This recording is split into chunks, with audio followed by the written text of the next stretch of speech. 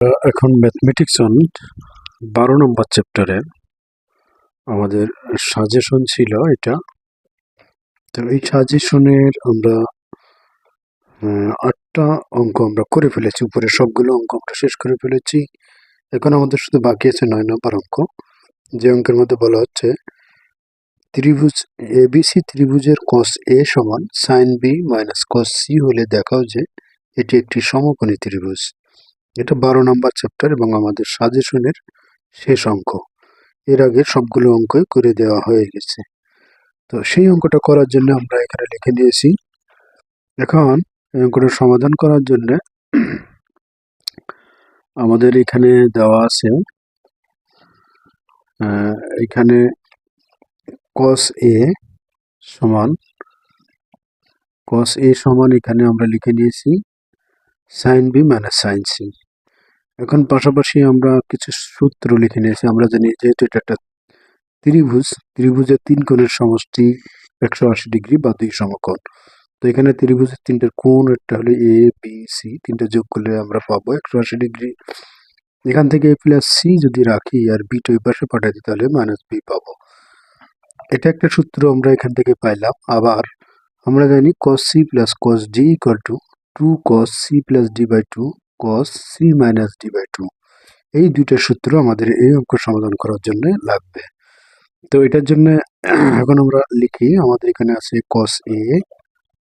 তো cos a লিখলাম এবং ওই পাশ থেকে আমরা ওই c, যেহেতু cos এখানে cos ও পাশে একটা আছে, ওই cos c কে এই পাশে নিয়ে আসলাম। বাকি ও পাশে আমরা রেখে দিলাম আমাদের sin b। এখন ওই পাশে ছিল মাইনাস, তাহলে এই পাশে আসলে সে হয়ে যাবে প্লাস। প্লাস হয়ে গেল। এখন কি করব আমরা? এখন এই যে সূত্রটা আমরা লিখলাম cos c plus cos d equal to 2 cos c plus d by 2 cos c minus d by 2, সেই সূত্র আমরা এখানে লিখব। অর্থাৎ 2 cos, এখানে আছে c জায়গায় a plus c by 2 cos a minus c by 2। এটা হলো আমরা cos a plus cos c সূত্র লিখে দিলাম। আর ওপাশে আমাদের আছে sin b। তো এখানেও আমরা একটা সূত্র লিখব। আমরা জানি sin 2a সমান 2 sin a cos a। আমরা এই সূত্রে ফেলবো, কিন্তু এইখানে যেহেতু 2b নাই, তাহলে এখানে 2b নিতে হবে। তো 2b নেওয়ার জন্য আমরা কি করব? এখানে sin 2b আমরা নেব, সাথে আবার এখানে আমরা এখানে কি নেব? এখানে আমরা sin b বাই 2 এটা নেব। sin 2b বাই 2 নিলাম। এখানে 2 আছে, এই 2 কেটে দিলে আবার যা তাই থাকবে। তাহলে এইটা সমান আমরা লিখতে পারবো sin 2 sin b by 2 cos b by 2। এটা আমরা লিখতে পারবো। আশা করছি তোমরা বুঝতে পারছো সূত্রটা কিভাবে কনভার্ট হলো। তো সেইভাবে আমরা লিখতে পারি এখানে 2 sin b by 2 cos b by 2। এখন এই পাশে 2 আছে, এই পাশেও 2 আছে। তো দুটো 2 আমরা এই পাশ থেকে বাদ দিয়ে দিতে পারি। তো বাদ দিয়ে দিলাম। বাদ দেওয়ার পরে এখন দেখো এখানে a প্লাস c আছে, আমরা আবার a প্লাস c সমান লিখে রাখছি 180 ডিগ্রি মাইনাস b। তাহলে এখানে আমরা লিখব cos 180 মাইনাস b বাই 2। আর এইখানে আমার আছে cos a minus c by 2, ওটা লিখলাম। এই পাশে আমার আছে sin b by 2 cos b by 2, যা আছে সেটা লিখে দিলাম। এখন এই 2 কিন্তু 180 ডিগ্রি কেউ ভাগ করতে হবে, বি কেও ভাগ করতে হবে। তো আমরা কি করলাম? cos 180 বাই 2 মানে 90 ডিগ্রি মাইনাস বি বাই 2, এটা কিন্তু লেখা যায়। তারপরে আছে আমার cos a minus c by 2 equal to ওপাশে যা আছে sin b by 2 cos b by 2। এটা আমরা লিখে নিলাম। এপাশে আলাদা আমরা আন্ডার ব্র্যাকেট বাইরে করে দিলাম, এটা ম্যাথের বাইরে, এটা যে ছিল সূত্র। এখন কসকে যদি আমরা 90 ডিগ্রিতে ঘোরাই তাহলে কি হবে, কস কিন্তু সাইন হয়ে যাবে, অর্থাৎ সাইন b/2। এটা সূত্র। বা তারপরে আছে আমার cos a-c/2 equal to sine b/2 cos b/2। যা ছিল আমরা সেটা লিখে নিলাম। এখন এখানেও সাইন b/2, পাশেও সাইন b/2 আছে, তা ওইটাকে যদি আমরা এই পাশে নিয়ে আসি তাহলে আমরা কমন নিতে পারবো, বা এটা কাটাকাটি করে দেওয়া যাবে না, যেহেতু অ্যাঙ্গেল সাইন b/2 কস a-b/2 মাইনাস এখানে পুরোটা আমরা নিয়ে আসলাম সাইন b/2 কস b/2। এখন আমরা এখান থেকে সাইন b/2 কমান নিতে পারি। তো সাইন b/2 যদি আমরা কমান নেই তাহলে কি থাকবে,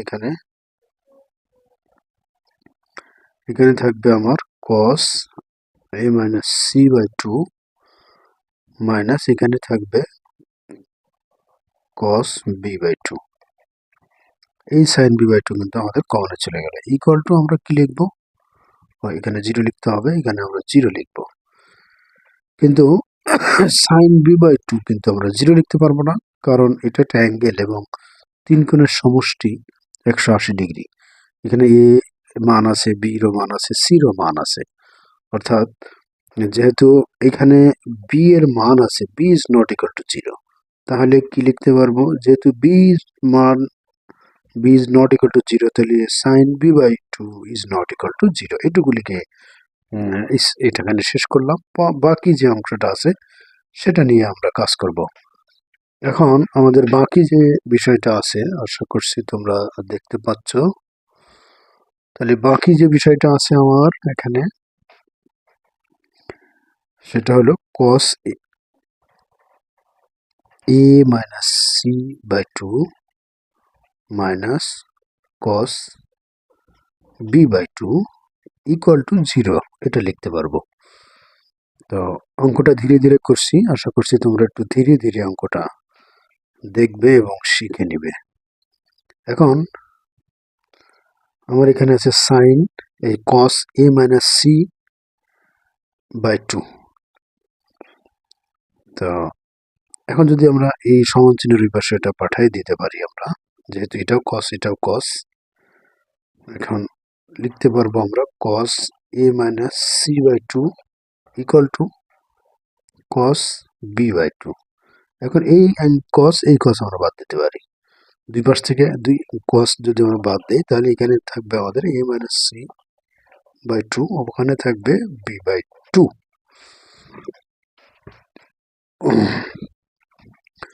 আচ্ছা, b/2 থাকলো। এখন আমরা কি করব, এখন এই দুইটা কিন্তু আমরা বাদ দিয়ে দিতে পারি, তাই না? দুটা যদি বাদ দিয়ে দিই আমরা তাহলে কি পাবো, তাহলে আমরা পাবো a-c ইকুয়াল টু b, বা a equal to b plus c, এটা লিখতে পারবো।